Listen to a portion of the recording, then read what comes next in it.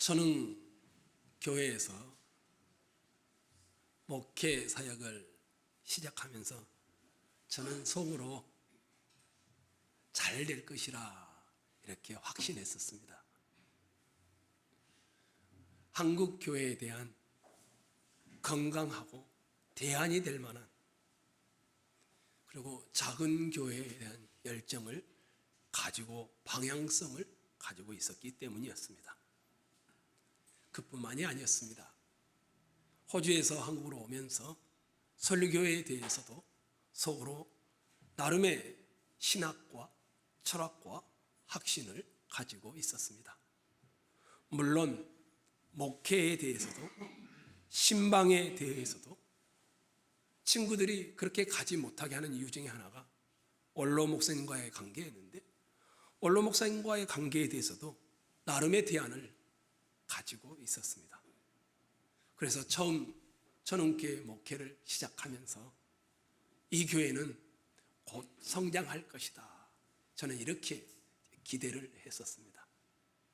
그런데 예상과는 달리 전원교회의 성장은 무척이나 더디고 미미했습니다.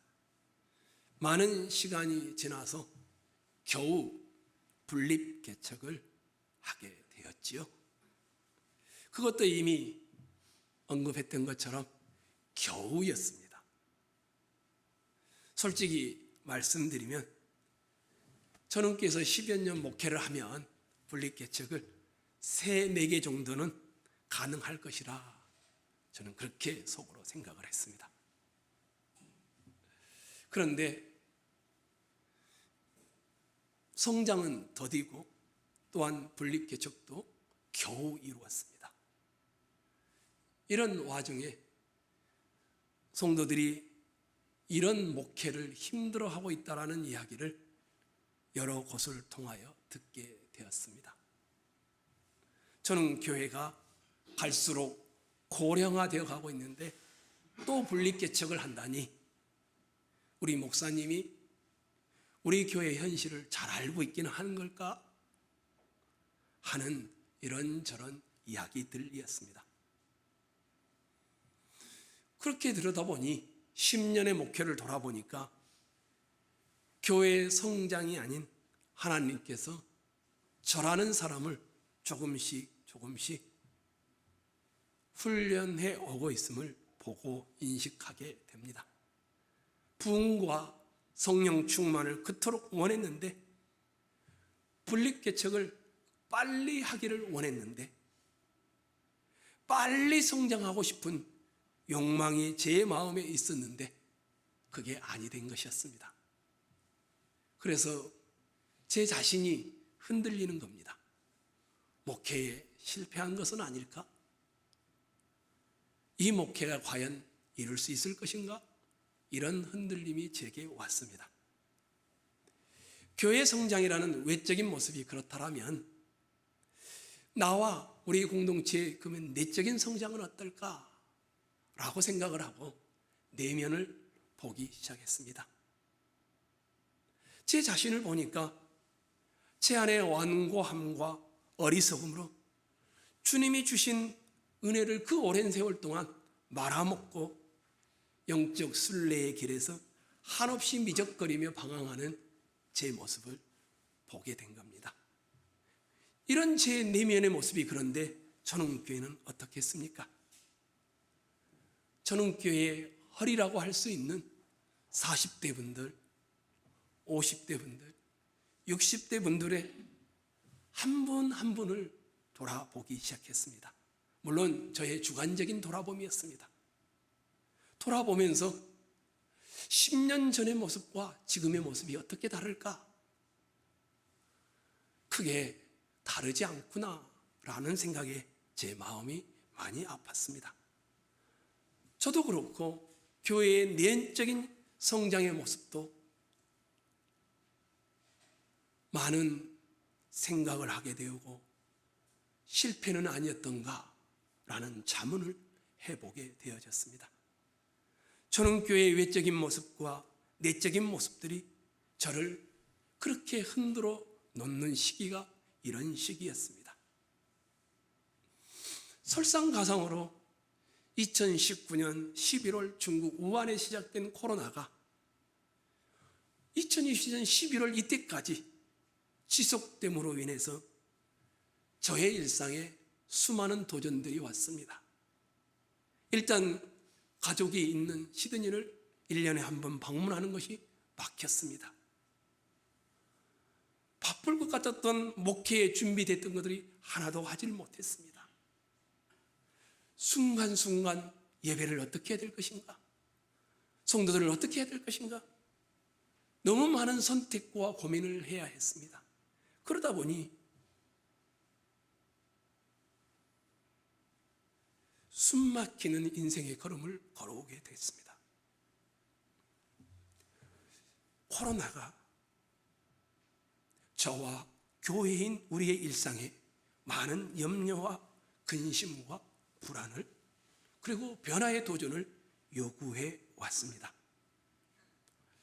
처음에는 나름대로 잘 대처하면서 견디오고 있구나 이렇게 생각을 했는데 몸과 마음이 이래저래 지쳐가고 있는 것을 보면서 제가 전에는 받아들이지 않았던 이런 이야기를 받아들이게 되었습니다. 현대인들의 가장 큰 질병은 스트레스다. 노이로제라는 말을 이제는 실감하게 된 것이었습니다. 복잡한 생활 속에서 매일매일 숨 막힐 것 같은 생존 경쟁의 치열한 싸움을 싸워야 하는 삶이다가 보니까 알게 모르게 스트레스가 쌓이게 마련인 것입니다. 이런 것들이 병으로 이어지고 불안, 초조, 불면, 공포와 두려움 등으로 이어져서 신경 안정제 계통의 약들이 약국에서 6분의 1가량의 매출을 올린다라는 말이 이제는 이해하게 된 것이었습니다. 저는 아시는 대로 설교 때마다 인생의 성공은 얼마나 많이 가졌느냐, 얼마나 많이 배웠느냐, 이것이 아니라 인생이 끝나는 그 순간 얼마나 많이 감사할 수 있느냐, 이거라고 누누이 설교해 왔습니다. 유대인 랍비가 했던 말이 떠오릅니다. 당신이 죽었을 때는 벌레가 당신의 육체를 먹고 당신이 살아있을 때는 염려, 근심, 걱정이 당신의 마음을 좀 먹는다. 외적인 모습이, 내적인 모습이 코로나19로 인한 스트레스가 감사가 아니라 불안과 염려와 근심을 낳게 했습니다. 그러니 제가 가져오겠다는 과일조차도 가져오지 마십시오 라고 하며 텅 빈 추수감사절의 의미를 여러분과 나누고자 했던 이유였습니다. 여러분은 어떠신가요? 저는 아무리 쥐어짜면 감사가 나올는지는 모르겠는데 지금 상황으로는 감사가 나오지를 않았습니다. 여기 계신 여러분들은 1년을 돌아보면서 어떠신가요? 저는 오늘 여러분과 제가 이런 삶의 자리에서 우리의 감사가 어떻게 나올 수 있는지 함께 고민을 하려고 합니다. 우리가 오늘 읽었던 말씀은 사도 바울이 고린도 교회를 향하여 주는 편지의 2번째 내용입니다. 항상 우리를 그리스도 안에서 이기게 하시고 우리로 말미암아 각처에서 그리스도를 아는 냄새를 나타내시는 하나님께 감사하노라. 바울이 묘사하고 있는 하나님은 항상 이기게 하시는 하나님이니 내가 그 하나님께 감사한다, 이런 고백입니다. 바울이 승리하게 하시는 하나님께 감사한다라고 하면서 제가 도대체 이해할 수 없는 부사를 붙여놨습니다. 항상이라는 단어입니다. 항상 하나님께 감사한다. 제 현실의 모습, 제 마음의 처지, 이것과는 너무 동떨어진 내용 같다라는 생각이 들었습니다. 24시간 365일 항상 하나님께 감사한다. 아니, 죽을 때까지 항상 하나님께 감사한다. 바울은 일이 항상 잘 풀리나 보다, 늘 형통하고 좋은 일이 많고 그런가 보다, 그래서 감사한 것일까? 라고 생각하게 되었고, 본문의 앞뒤를 쭉 보게 되었습니다. 그런데 그렇지가 않습니다. 사도 바울이 항상 하나님께, 승리를 주시는 하나님께 감사한다고 말했을 때 그 바울의 형편은 전혀 달랐습니다. 2장 4절을 여러분이 한번 읽었으면 좋겠습니다. 읽겠습니다. 시작.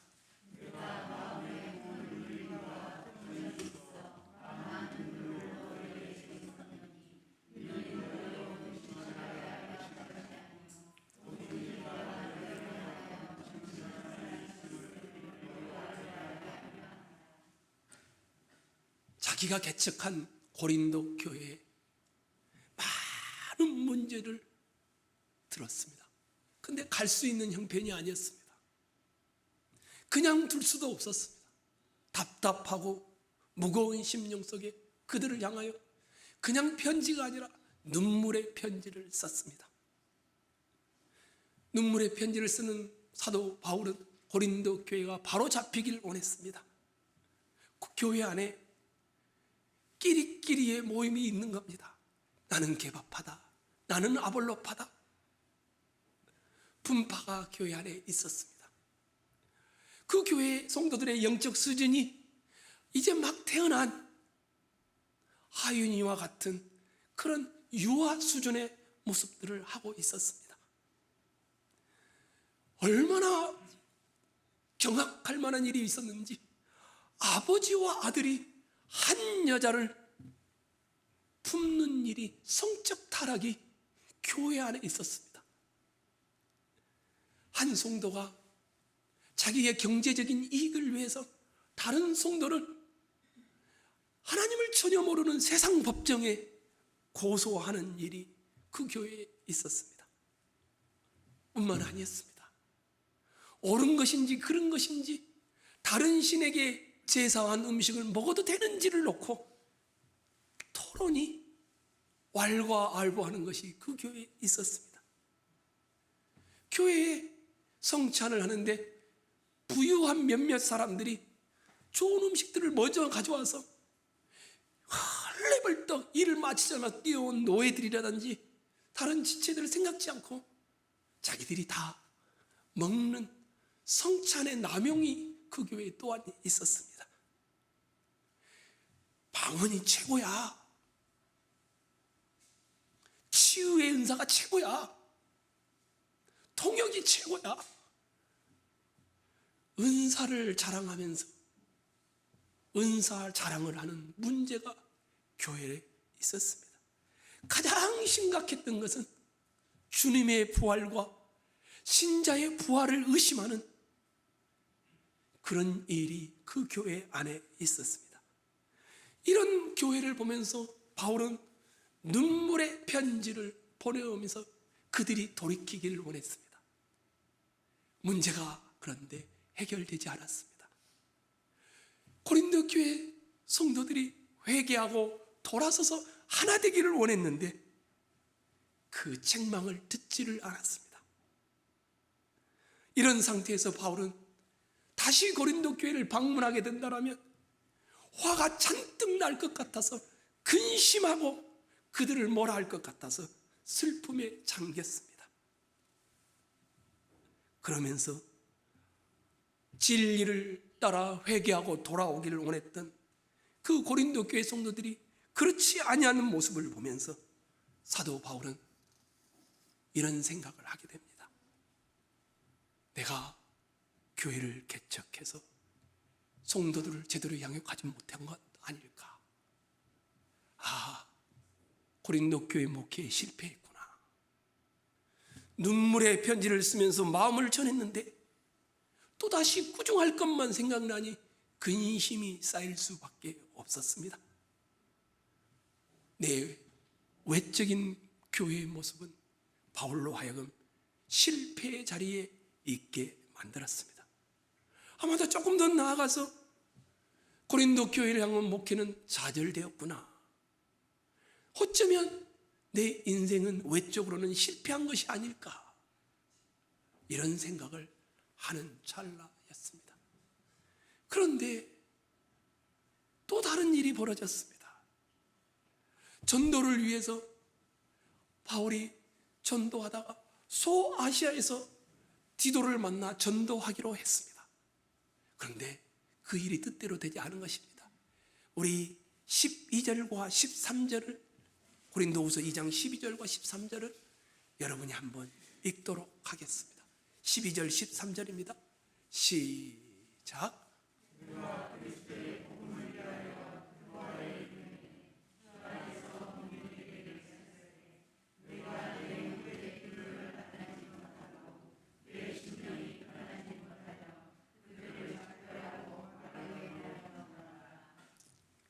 드로아에 갔는데 자기가 아무것도 안 했는데 말씀을 사모하는 영혼들이 이미 있는 겁니다.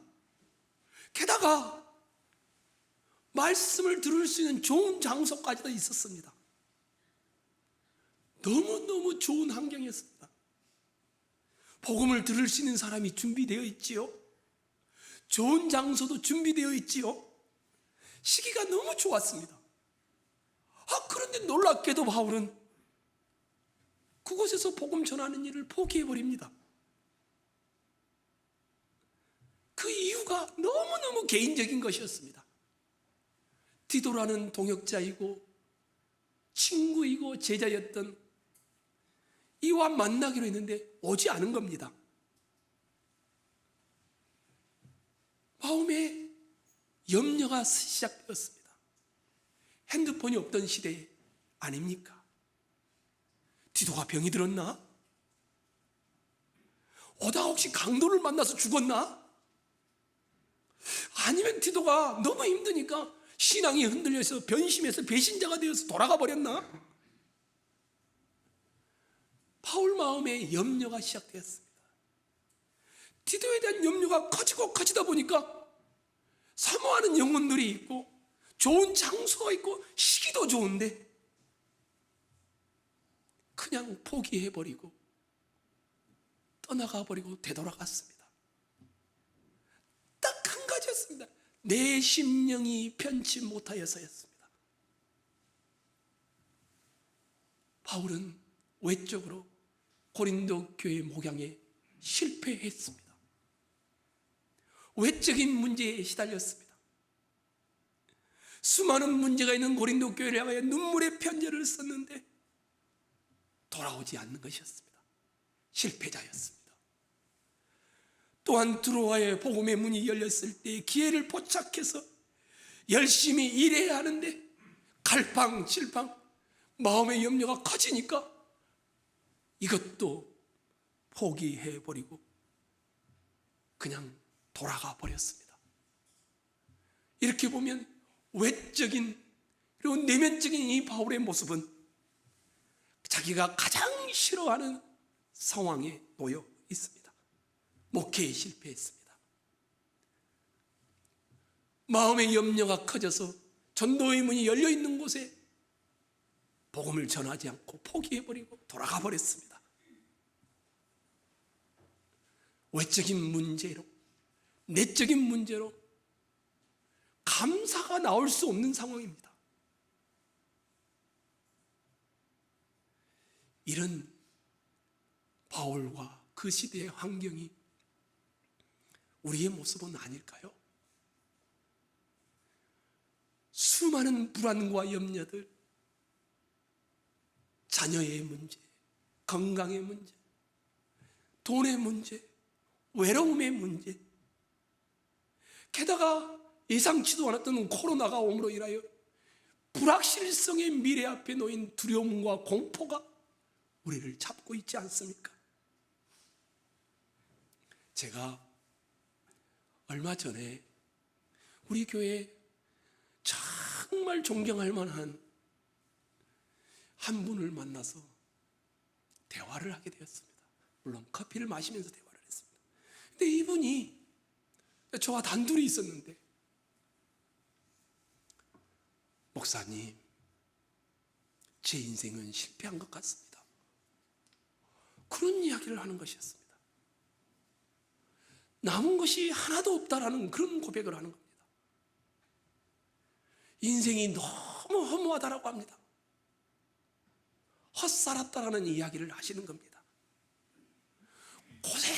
고생을 해서 일구었던데 그 인생도 그 가정도 평생 교회를 위해 굳은 일을 다하며 살아왔는데 남은 것이 없다라는 내용이었습니다. 자녀도 자신도 아내도 인생이 다 흔들리고 있는 그런 허무함에 잡혀 있다라고 했습니다. 나이가 들어가 몸은 아파가지요. 성도들 중에는 자기를 무시하고 멸시하는 자들이 있는 것 같죠. 제가 그분 이야기를 쭉 들으면서 아닙니다. 헛사는 것 아닙니다. 멋지게 살아오셨고 멋지게 일해오셨고 충성해 오셨습니다. 제가 이렇게 위로를 드렸습니다. 그리고 지금도 헛살고 있지 않습니다. 이런 말을 했습니다. 그리고 기도를 해드렸죠. 게다가 제가 마지막 한마디를 했습니다. 무엇보다 주 안에 있으니 이것보다 더 위대한 성공이 어디에 있겠습니까? 성공한 인생입니다. 사도 바울은 목회 포기를 해야 했습니다. 실패자였죠. 내면이 염려가 가득하여 열려있는 복음의 문도 닫아버리는 갈팡질팡하며 우유부단한 자였습니다. 그런 사도 바울이 14절에 항상 이기게 하시는 하나님께 감사하노라 고백하는 겁니다. 하나님께서 바울의 우유부단함이나 갈팡질팡함이나 여러 가지 좌절과 절망에도 불구하고 항상 이기게 하실 하나님을 바라보며 감사한다라고 고백하고 있습니다. 영혼이 낙심되고 힘들고 고통스러울 때 그 낙담과 고통과 그 실패가 감사가 나오지 않는데 어떻게 극복하는 건가? 내가 믿는 하나님은 내가 최고의 열매를 드렸을 때만 기뻐하는 것이 아니구나, 이 사실을 알게 된 것이었습니다. 아무 문제도 없고 부족함도 없고 실패도 없고 만사가 형통하여 승리하는 것이 아니구나. 나의 미련함, 나의 부족함, 나의 실패를 통하여서도 우리 하나님은 기억고 이기게 하시는 하나님이구나. 그러니 그 하나님께 감사하노라, 이렇게 고백하는 것이었습니다. 하나님께 대한 감사는 삶을 펼치는 현장의 상태 때문에 나오는 것이 아니었습니다. 하나님께 대한 감사는 삶의 현 상태에 대한 성도의 눈과 믿음 때문에 나오는 것이었습니다. 삶에 주어진 결과가 화려해서 감사한 것이 아니었습니다. 내 삶을 이루는 원인 때문이었습니다. 삶에서 좋은 결과가 주어지기 때문이 아니고 우리의 삶을 이루고 있는 그 원인 때문에 감사가 있다라는 겁니다. 그래서 항상 우리를 이기게 하시는 하나님께 감사하노라 고백하는 것이었습니다. 성도의 감사는 어디에 있습니까? 성도의 감사는 상태에 있지 않습니다. 성도의 감사는 늘 이기게 하시는 하나님을 향한 믿음에서 출발한다라는 것입니다. 모든 불안한 상황 가운데서도 우리 하나님은 성도들로 하여금 이기게 하심을 믿으시기 바랍니다. 하나님은 성도들로 하여금 늘 삶의 현실을 극복해 나아가게 하십니다. 성도는 가장 험악한 상황에서도 하나님으로부터 오는 힘에 의하여 기업고 하나님이 이기게 하실 것을 믿음으로 걸어가는 것입니다. 불안하지요. 험악한 상황이죠. 근데 성도는 그 불안과 험악함에 굴복당하지 않습니다. 믿음을 잃어버리지 않습니다. 하나님이 없는 것처럼 행동하지 않습니다.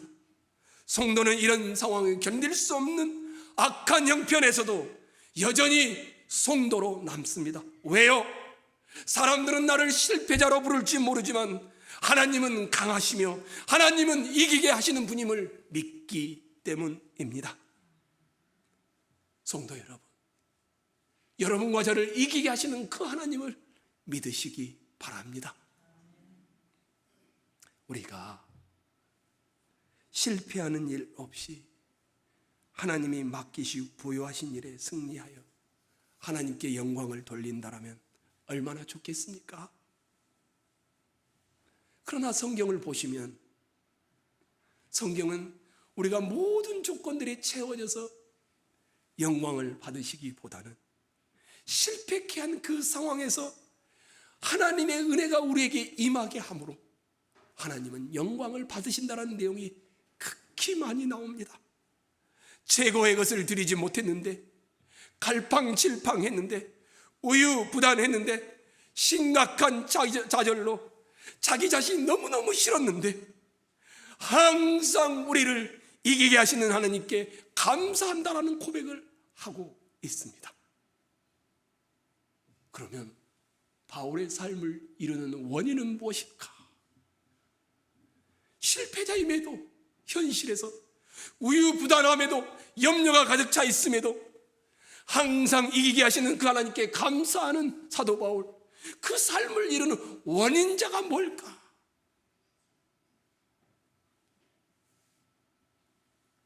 성도가 감사하는 것은 삶에 주어진 결과 때문이 아니라 삶의 좋은 결과로 인한 것이 감사가 가능한 것이 아니고 삶을 이루는 원인 때문이라고 했습니다.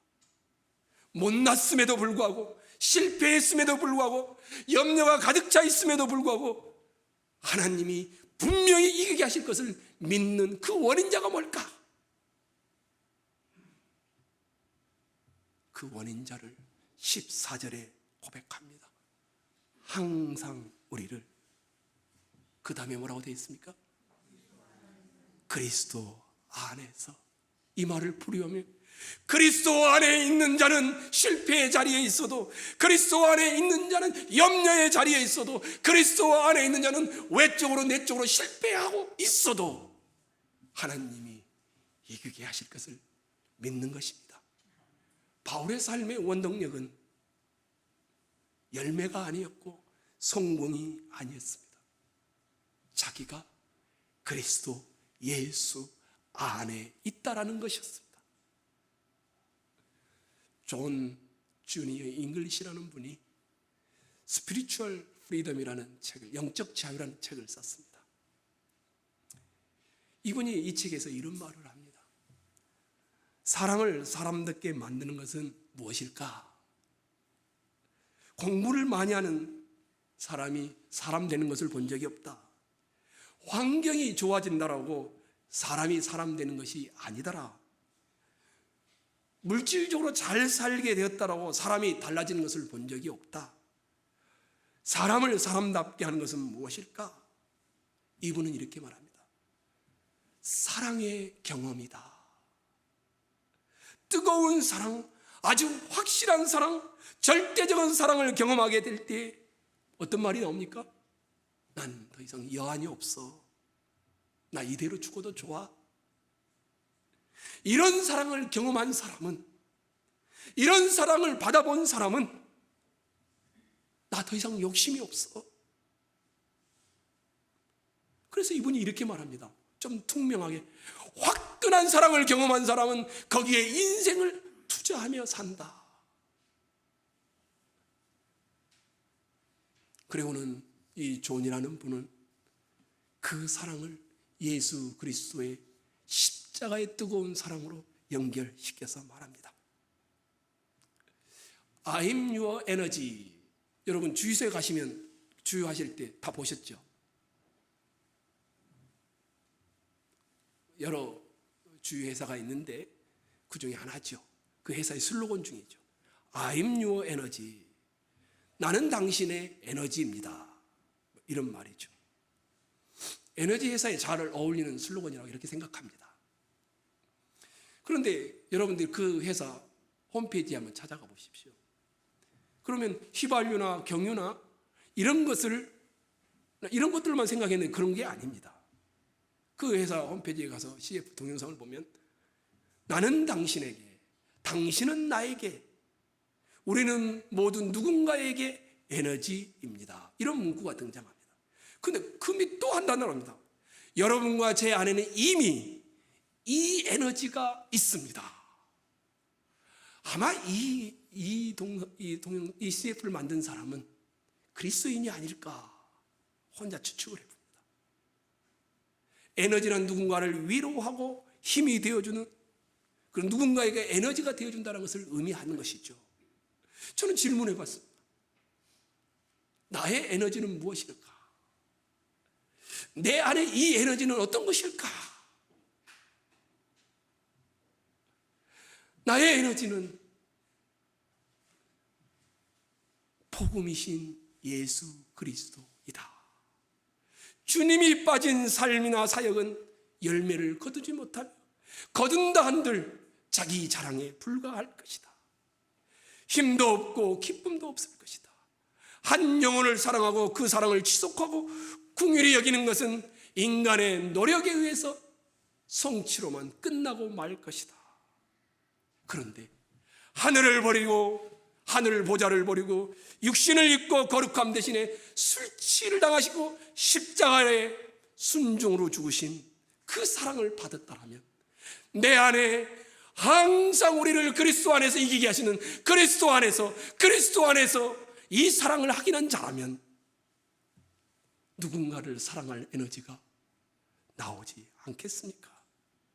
우리의 에너지이신 주님의 마음의 체험을 입은다라면, 주님의 에너지를 우리가 받고 누리고 우리 안에 있다라면 실패의 자리에서도, 내면의 어려움의 자리에서도 여러분과 저는 감사로, 항상 이기게 하시는 하나님께 감사로 나아가게 될 줄로 믿습니다. 신앙생활 하기가 어려워졌답니다. 경제적으로 어려워 살기가 불편하다고 합니다. 너무 힘든 세상이라고 합니다. 그때마다 저도 물어보면, 주님도 이 세상이 그렇게 힘들다고 생각하십니까? 그때마다 주님은 저에게 대답합니다. 주님의 힘을 의지하지 않기 때문에 생기는 현상이란다. 여러분, 주님이 여러분 안에 있기에 여러분의 에너지가 주님이기를 간절히 원합니다. 그럴 때 여러분과 저는 실패의 자리에서도, 낙담의 자리에서도, 불안의 자리에서도, 두려움의 자리에서도 우리는 하나님께 감사하며 나아갈 수 있을 줄로 믿습니다. 말씀의 결론을 맺고자 합니다. 13절을 여러분이 한번 봐보십시오.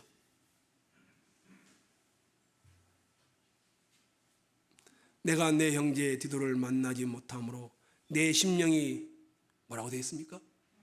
편하지 못하여. 제가 이것을 불안이다 이렇게, 또는 염려다 이렇게 정해 보겠습니다. 14절을 한번 보십시오. 항상 우리를 그리스도 안에서 이기게 하시고 우리로 말미암아 각처에서 그리스도를 아는 냄새를 나타내시는 하나님께, 그 다음에 뭐라고 되어 있습니까? 13절은 불안입니다. 14절은 감사입니다. 그러니까 불안과 감사는 한 절 차이에 지나지 않습니다. 신앙과 불신앙도 종이 한 장 차이에 지나지 않습니다. 신앙이 뜨거웠던 사람이 쉽게 불신앙이 되고, 불신앙이 쉽게 신앙이 될 수 있습니다. 믿음을 가지고 있다고 말하지만 예수 그리스도를 바라보지 않기 시작하면 불신앙이 되기가 쉽습니다. 예수 그리스도를 바라보지 않다가도 예수 그리스도를 다시 바라보기 시작하면 신앙이 되어집니다.